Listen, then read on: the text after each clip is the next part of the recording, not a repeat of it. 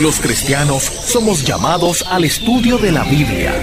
Es a través de la palabra de Dios que podemos conocerle y crecer. 104.1 Redentor presenta al pastor José Martínez en Bíblica. Hola, soy el pastor José Martínez Villamil y este es tu programa Bíblica, estudio y respuestas de la palabra de Dios, programa que tiene como propósito ayudarte a conocer mejor a Dios a través del estudio de la Biblia, que se transmite semanalmente por aquí, por Redentor 104.1 FM, desde San Juan, Puerto Rico, y a través de internet para todo el mundo. Te agradecemos tu fiel sintonía de cada semana y te recordamos que puedes escribirnos, como ya lo han hecho tantas personas, para comentar o para preguntar sobre asuntos bíblicos. Puedes hacerlo escribiendo la dirección electrónica pregunta@biblica.com. Repito, pregunta@biblica.com. Nuestra oración a Dios hoy es adaptada del Salmo número 25, a partir del verso 12. Dice: cuando un hombre te respeta, tú le indicas el camino a seguir. Vivirá colmado de dicha, su estirpe poseerá la tierra. Y así yo deseo vivir. Mis ojos están fijos en ti, que sacarás mis pies de la trampa. Vuélvete a mí, tenme piedad, me siento solo y desdichado. La angustia crece en mi corazón. Hazme salir de mis tormentos. Mira mi aflicción y mi penar, perdona todos mis pecados. Mira cuántos son mis enemigos, la violencia del odio que me tienen. Guarda mi vida, ponme a salvo, no me avergüence por confiar en ti. Integridad y rectitud me ampararán porque espero en ti, Señor. Redímeme, Dios, de todas mis angustias. Amén. Hoy continuamos con nuestra serie sobre el Evangelio según San Mateo, ya en el estudio número 12. Dicho esto, bienvenidos a Bíblica, un programa de estudio y respuestas de la palabra de Dios. Estás en sintonía del programa Bíblica, estudio bíblico sistemático y enseñanza de cómo estudiar las Escrituras, con el análisis del doctor José Martínez. Bienvenidos de regreso a Bíblica, estudio y respuestas de la palabra de Dios, en este estudio número 12 del Evangelio según San Mateo, donde luego de haber hecho una introducción más o menos general de los evangelios, del concepto de los evangelios sinópticos, nos hemos lanzado al estudio comenzando por el nacimiento del Hijo de Dios, el ministerio de Juan el Bautista y el bautismo y la tentación de nuestro Señor. Y aquí comienza entonces a partir del verso 4, del capítulo 4 más bien, el ministerio de Jesús, la luz que llega en medio de la oscuridad, las sanidades, sus primeros discípulos y la enseñanza, que es donde nos encontramos ahora en el llamado Sermón del Monte y específicamente en su primera sección sobre las bienaventuranzas. Ya hemos visto: bienaventurados los pobres, los que lloran, los mansos o humildes, los que tienen hambre y sed de justicia, y la última discutida fue los misericordiosos, esa capacidad o esa expresión más bien de compasión a uno en necesidad o en deuda y sin posibilidad de trato favorable. Y así llegamos a bienaventurados los de limpio corazón. Bienaventurados los de limpio corazón, porque ellos verán a Dios, dice el verso 8 del capítulo 5 de Mateo. Hay solo un requisito para ver a Dios, nos dice la Biblia: ser limpio de corazón. Bíblicamente hablando, el corazón, particularmente en el Nuevo Testamento, se usa como sinónimo de mente, de entendimiento. Y Jesús dice sobre ese corazón lo siguiente, Mateo 15:18. Pero lo que sale de la boca viene del corazón y contamina a la persona.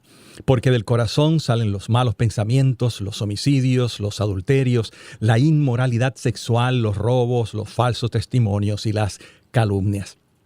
Por esta razón observamos que en las Escrituras el corazón se presenta frecuentemente asociado a nuestra vida espiritual, por supuesto, y a nuestra relación con Dios. Por ejemplo, estos versos del Evangelio de Mateo. En el 6:21 dice: porque donde esté vuestro tesoro, allí estará también vuestro corazón. En el 12:34, porque de la abundancia del corazón habla la boca. En el 13:15 dice: porque el corazón de este pueblo se ha engrosado, y con los oídos oyen pesadamente y han cerrado sus ojos, para que no vean con los ojos y oigan con los oídos y con el corazón entiendan y se conviertan y yo los sane. Con esto en mente, entonces, no debe sorprendernos que la palabra que se usa en esta bienaventuranza para limpio tiene una connotación profundamente espiritual. Y así lo confirman nuestros expertos consultados para cada semana. Uno de ellos dice o explica que aquí esta limpieza se refiere a la pureza delante de los ojos de Dios, o aún correcto o recto ante los ojos de Dios. Y el otro, en el libro de Kittel, habla sobre cómo este concepto significa limpieza física, religiosa, moral, en los sentidos que tienen que ver con vergüenza, con fallar, con pecar, etc. Y en esa misma línea observamos que esta bienaventuranza es una cita casi directa del Salmo 24:4, de manera que cuando Jesús está dando esta bienaventuranza, bienaventurados los de limpio corazón, porque ellos verán a Dios, hay un segmento de esta bienaventuranza que corresponde a lo que dice el Salmo 24:4, un salmo hermoso y desafiante. En el verso 3, este Salmo 24 dice: ¿Quién subirá al monte de Jehová? ¿Quién permanecerá en su lugar santo? El limpio de manos y puro de corazón, que no ha elevado su alma a la vanidad, ni ha jurado con engaño. Él recibirá la bendición de Jehová y la justicia del Dios de su salvación. Tal es la generación de los que le buscan, de los que buscan tu rostro, oh Dios de Jacob. En la Biblia, la santidad es una cualidad que emana de nuestra relación espiritual con Dios y de nuestro interior que ha sido regenerado. Sin embargo, este salmo nos recuerda lo que vemos abundantemente mencionado también en el Nuevo Testamento, y es que esta santidad tiene una expresión exterior ineludible, es decir, en nuestra conducta y en nuestras relaciones. Así que mirando el Salmo 24 nos damos cuenta que esta idea hermosa de la santidad, de la cual habla la bienaventuranza número 6, bienaventurados los de limpio corazón, porque ellos verán a Dios, vemos 3 elementos. Esta santidad de expresión interna, el corazón puro, el que no ha elevado su alma a cosas vanas. Esta manifestación externa de la santidad cuando habla de las manos limpias. Y muy importante en las relaciones, cuando habla de que no ha jurado con engaño. La santidad que se presenta aquí, como vemos, es una santidad integral y con una expresión externa y en las relaciones ineludible. Pero bueno, de vuelta a la bienaventuranza. El privilegio de llegar a estar en la presencia de Dios no es para unos pocos que tengan el privilegio de la llamada visión beatífica, sino de aquellos que por la acción del sacrificio de Cristo y de la presencia en sus vidas del Espíritu Santo, no solo han sido limpios de pecado, sino que viven separados del pecado y separados para Dios. De esto es que habla un verso muy conocido en Hebreos 12:14, donde dice que sin santidad nadie verá al Señor. En la séptima bienaventuranza, Jesús dice: bienaventurados los pacificadores, porque ellos serán llamados hijos de Dios. ¿Quién es un pacificador? Nuevamente acudimos a Loan Naida, nuestros expertos consultores o consultados en términos del idioma griego. Y aquí dice que él es la persona que ayuda a restaurar la paz entre personas. Este es el pacificador, alguien que trabaja en favor de la paz. Pero aquí nos dicen estos autores, el foco del significado de la palabra es la reconciliación entre personas y no primariamente causar que las guerras cesen. Así que el énfasis es en las relaciones personales. Por supuesto que hay otras implicaciones, pero esa es la principal. La verdad es que necesitamos muchos pacificadores y muchas pacificadoras, porque vivimos en un mundo de guerras. Nuestro presente, tanto a nivel macro en nuestro planeta como a nivel micro en el corazón del hombre, está marcado por los conflictos armados, por la violencia a todos los niveles. Difícilmente podemos conseguir leer el periódico o ver las noticias en la televisión sin que se toque el tema de uno o varios conflictos bélicos en alguna parte del mundo. Dichos conflictos, hay que decirlo, han causado innumerables muertes y han sido parte de la historia del siglo pasado de una manera muy clara.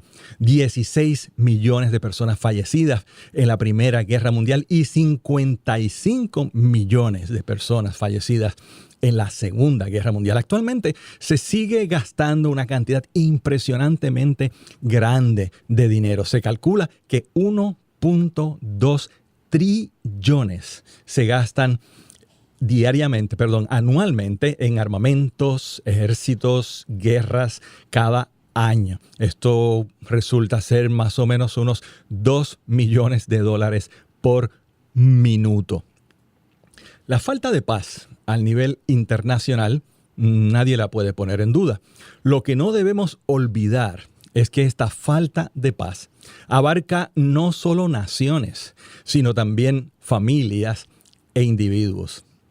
Hay una historia muy interesante, real, del evangelista Billy Graham cuando se va a dirigir a una conocida ciudad para desarrollar una campaña y como cuestión de cortesía, pero también por curiosidad, envía al alcalde de esa ciudad una carta pidiéndole que si es posible le envíe una lista de personas que están en especial necesidad espiritual.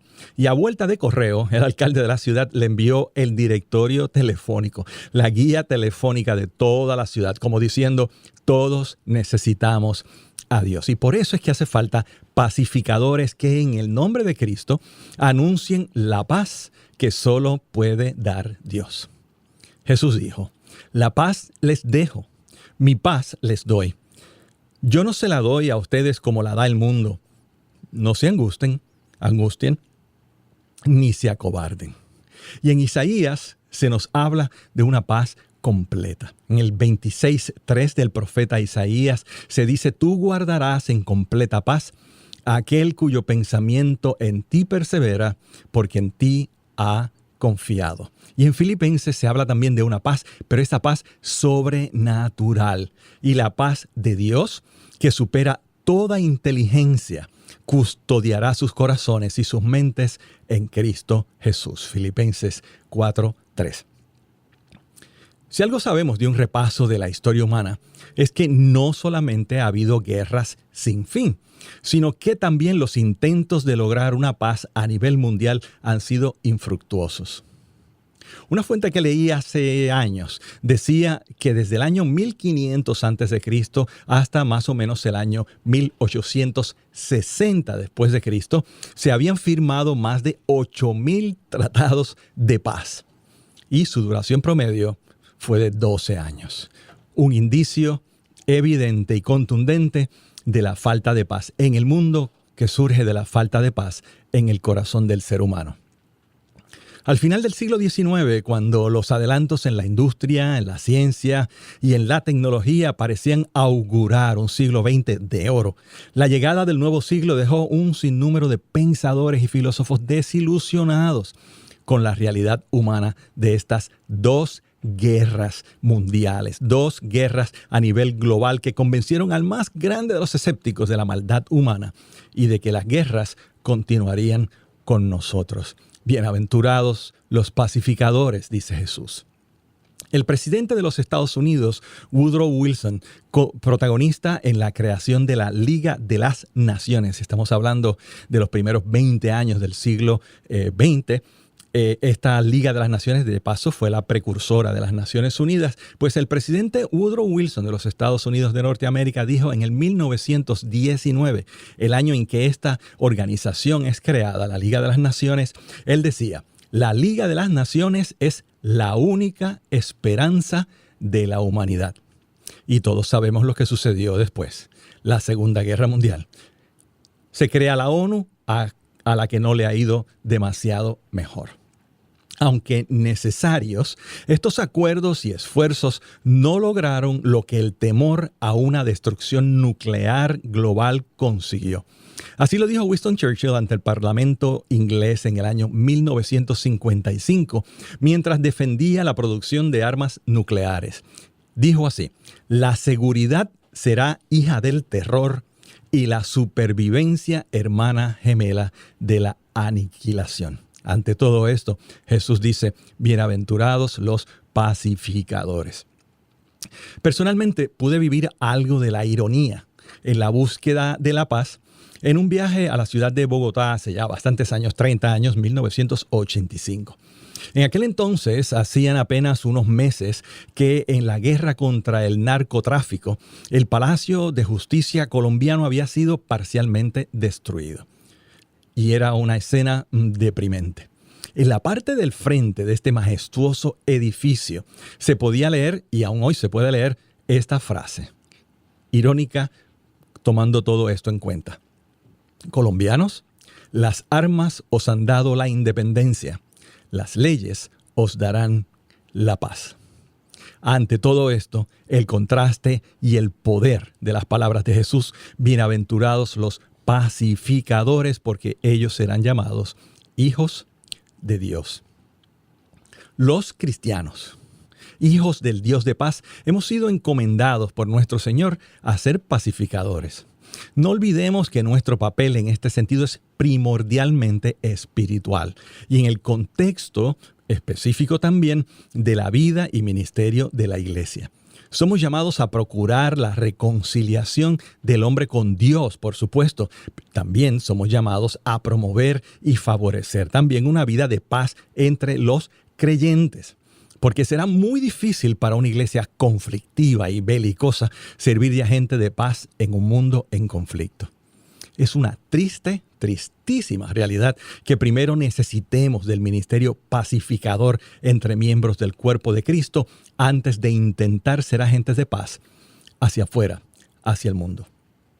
Ya casi concluyendo esta consideración de esta séptima bienaventuranza, tenemos que volver a recordar los elementos principales y comunes a todas estas bienaventuranzas para que podamos entender esta séptima, bienaventurados los pacificadores.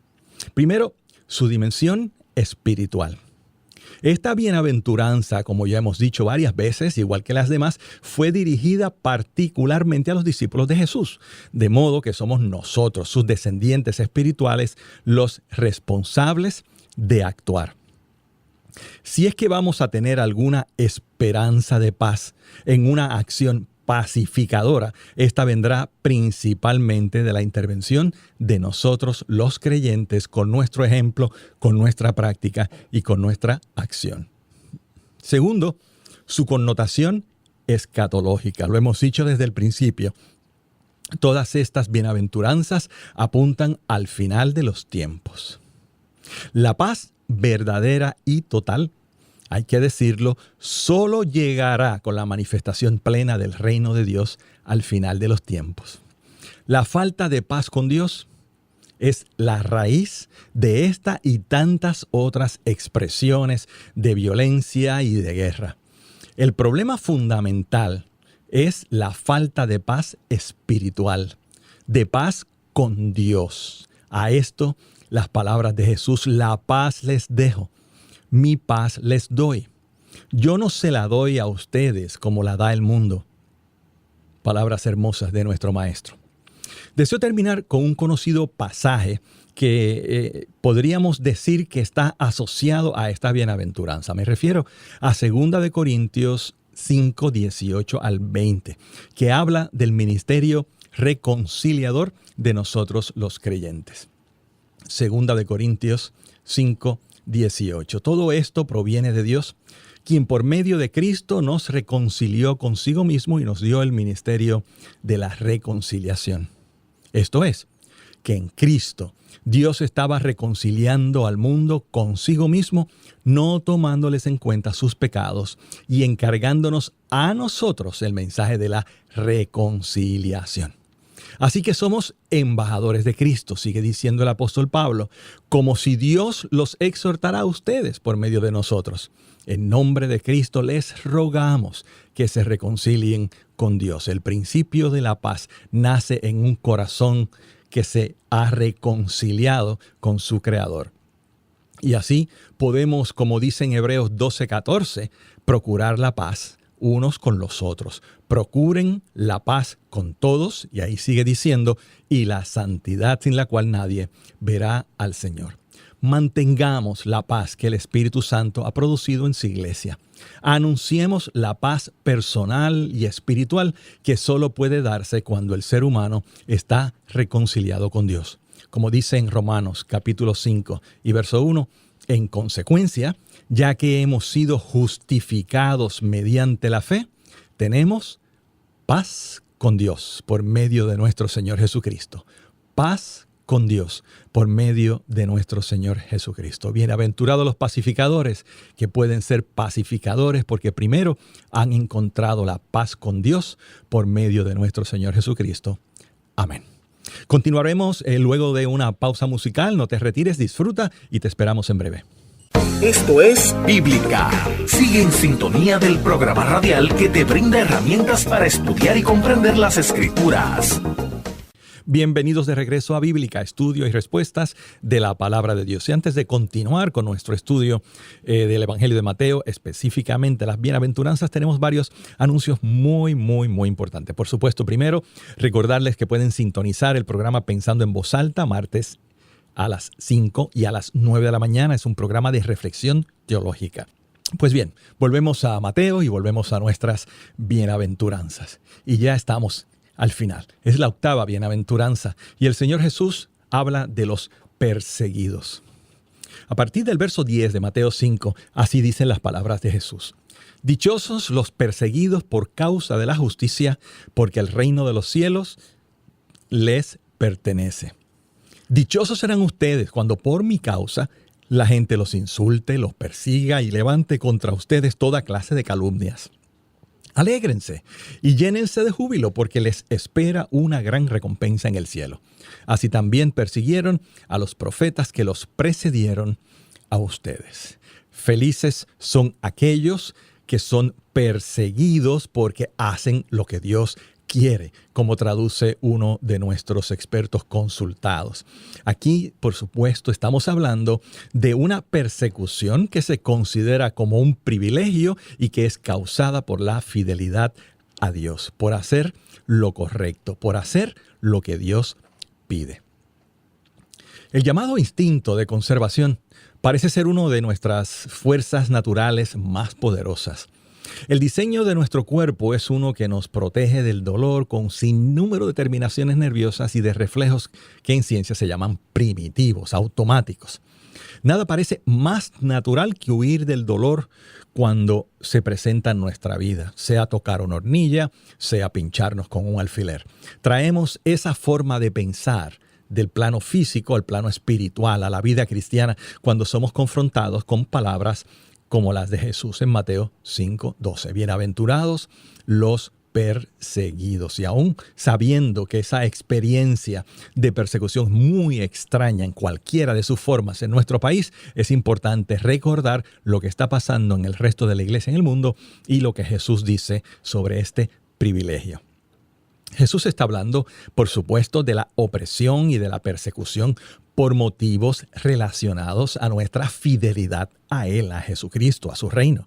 Por eso dice que es por causa de la justicia. En el verso 10 de Mateo 5 y luego en el 11 dice por mi causa. No está hablando de todo tipo de sufrimiento, está hablando del sufrimiento por causa de Cristo, por causa de la justicia.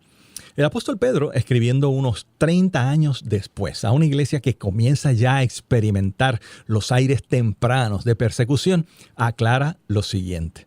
Primera de Pedro 2:20 dice, pero ¿cómo pueden ustedes atribuirse mérito alguno si soportan que los maltraten por hacer el mal?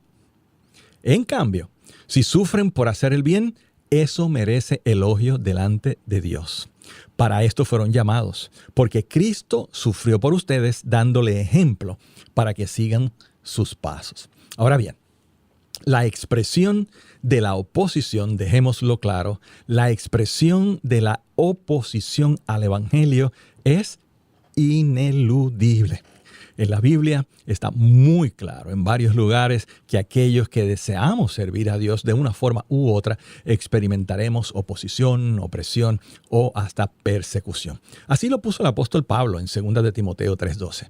También todos los que quieran vivir piadosamente en Cristo serán perseguidos. Y nuevamente el apóstol Pedro, que dice en 1 de Pedro 4:12, queridos hermanos, no os extrañéis del fuego de la prueba que están soportando como si fuera algo insólito.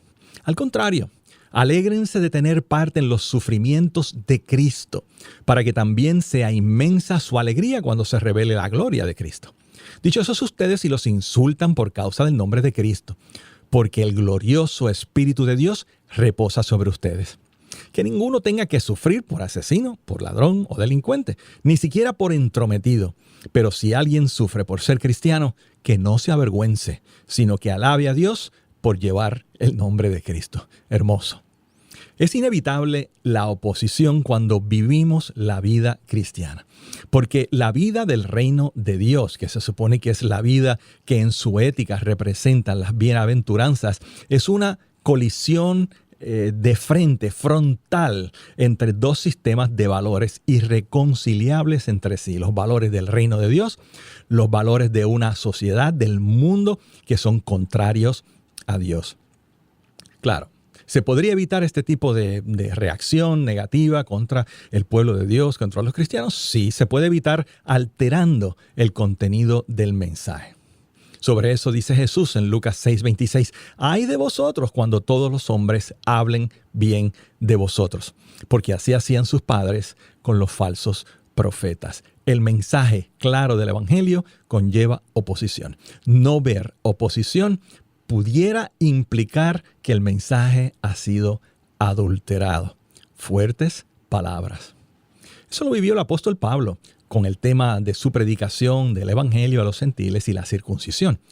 En Gálatas 6:12, él escribió así: «Aquellos que quieren tener el visto bueno en la carne, os obligan a ser circuncidados solamente para no ser perseguidos a causa de la cruz de Cristo». Es posible librarse de la persecución, de la opresión por causa del Evangelio, sí, si es que estamos dispuestos a adulterar, a cambiar, a trastocar el mensaje del Evangelio de nuestro Señor Jesucristo. Por todo lo antes expuesto y en cumplimiento de las palabras proféticas de Jesús, la iglesia de la cual nos habla el libro de los Hechos comenzó desde temprano a experimentar persecución por causa de la fe en Cristo. En el capítulo 8, temprano en la narración de esta nueva iglesia, capítulo 8 del libro de los Hechos, se introduce este personaje especial, particular, que luego va a ser muy importante en la historia temprana de la iglesia, Saulo, luego el apóstol Pablo. Y dice así en Hechos 8:1. «Y Saulo estaba allí, aprobando la muerte de Esteban.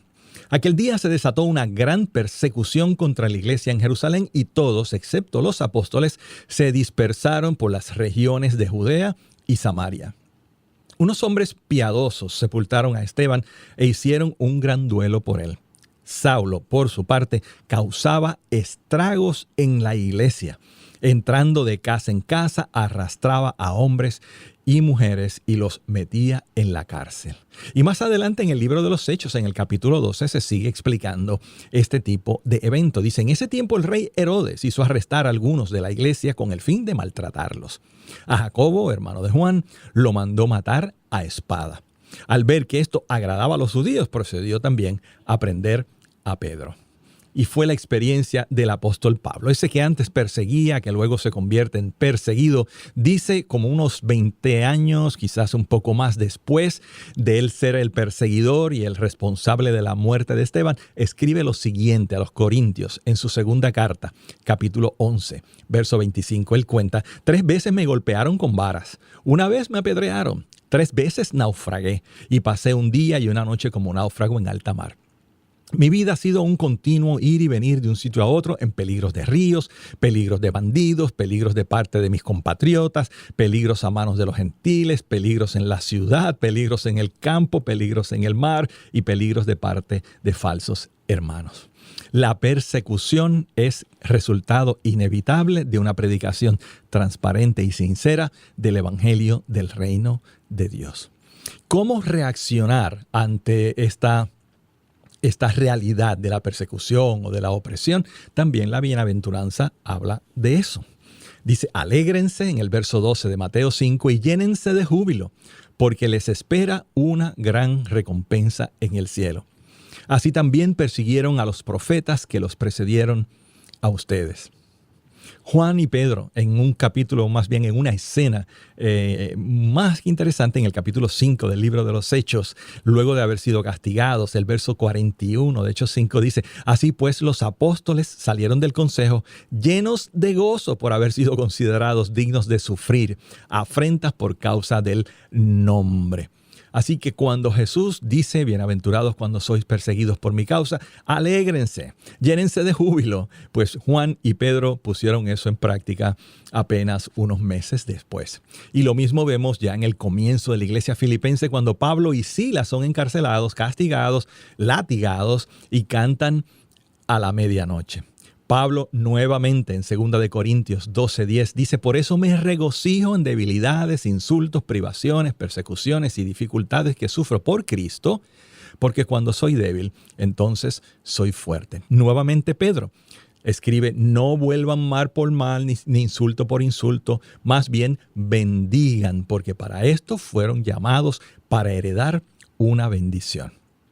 Pablo nuevamente en Romanos 12:14, bendigan a quienes los persigan, bendigan y no maldigan. Y finalmente, Primera de Pedro, nuevamente capítulo 3, verso 14, dichosos si sufren por causa de la justicia.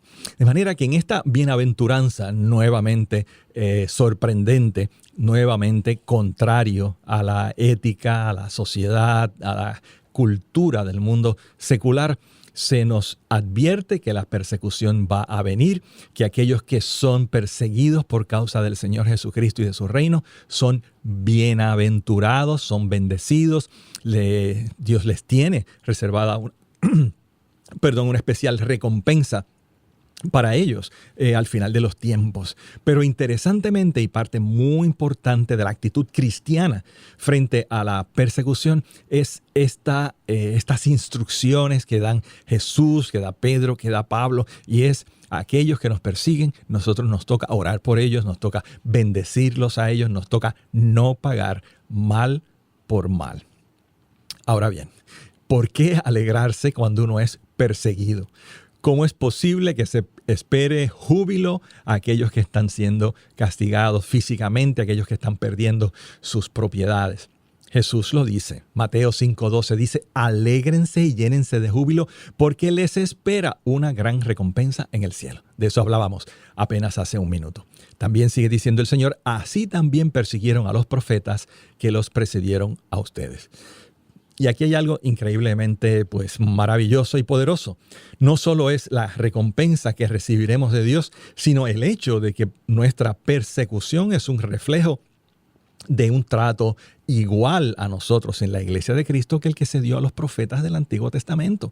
Nosotros, por supuesto, no somos mejores que esos grandes hombres y mujeres de Dios, y nosotros también estamos expuestos a ser como ellos, perseguidos por causa del Señor. Un ejemplo lo encontramos en 2 de Crónicas 36:16, donde dice, pero ellos se burlaban de los mensajeros de Dios, despreciaban sus palabras y hacían escarnio de sus profetas hasta que la ira de Jehová estalló contra su pueblo y no hubo remedio. Los profetas de Dios fueron también perseguidos, y así nos lo recuerda Hebreos 11. Otros recibieron pruebas de burlas y de azotes, además de cadenas y cárcel. Fueron apedreados, aserrados, puestos a prueba, muertos a espada. Anduvieron de un lado para otro cubiertos de pieles de ovejas y de cabras, pobres, angustiados, maltratados. Y aquí estamos en la coyuntura de esta bienaventuranza, donde se habla de que somos o son bienaventurados aquellos que sufren por causa de la justicia, por causa del reino de Dios, por causa de Jesús. Y viendo lo que la Biblia explica sobre el motivo de nuestro gozo en medio de las tribulaciones, de las persecuciones y de las pruebas, vemos también que la recompensa que tenemos no es solo Dios en el cielo, sino el hecho de ser tratados como los grandes hombres y mujeres de Dios del pasado, aquellos de los que se habla en Hebreos 11, esos héroes de la fe, esos profetas de Dios. Igual que ellos, nosotros somos perseguidos o sufridos, al menos así debería ser. Y uno tiene que preguntarse, ¿qué estamos haciendo nosotros que no experimentamos persecución? Eso quizás es un tema para otro día, pero sí quiero al terminar hacer conciencia de que en el mundo actualmente, hoy en día, sí hay un segmento grande de la iglesia que padece persecución. no solo fue en el libro de los Hechos, no fue luego en el primer siglo con Nerón, por ejemplo, más tarde con Diocleciano, el siglo III, que finalmente con el siglo IV pues terminan por un tiempo las persecuciones. Pareciera como que la historia de la iglesia cristiana es una historia donde ésta ha sido perseguida. En años recientes, el siglo XX en adelante, específicamente quizás la mitad del siglo XX, la iglesia cristiana occidental fue hecha consciente, quizás como nunca antes, de este fenómeno de la persecución en otras partes del mundo, en otras partes del cuerpo de Cristo. Si recuerdan, libros como El contrabandista de Dios, Torturados por Cristo, Torturado por su fe, el libro Vanya, todo esto hablaba de cómo mientras nosotros tranquila y pacíficamente podemos exponer la palabra de Dios, arriesgándonos quizás a lo máximo algún que otro insulto o rechazo. Mientras todo eso hacemos impunemente, podríamos decir, otros hermanos nuestros y hermanas nuestras están padeciendo persecución. Y es que en este siglo pasado y este siglo que estamos viviendo y que todavía apenas comienza, ha habido una cantidad impresionante de gente muerta por su fe en Cristo.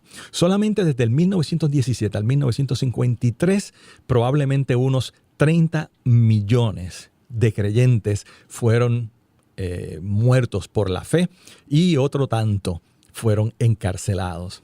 En Uganda, aquellos que ya tienen un poco más de edad recuerdan al principio de la década de los 70, cuando 400,000 cristianos fueron muertos.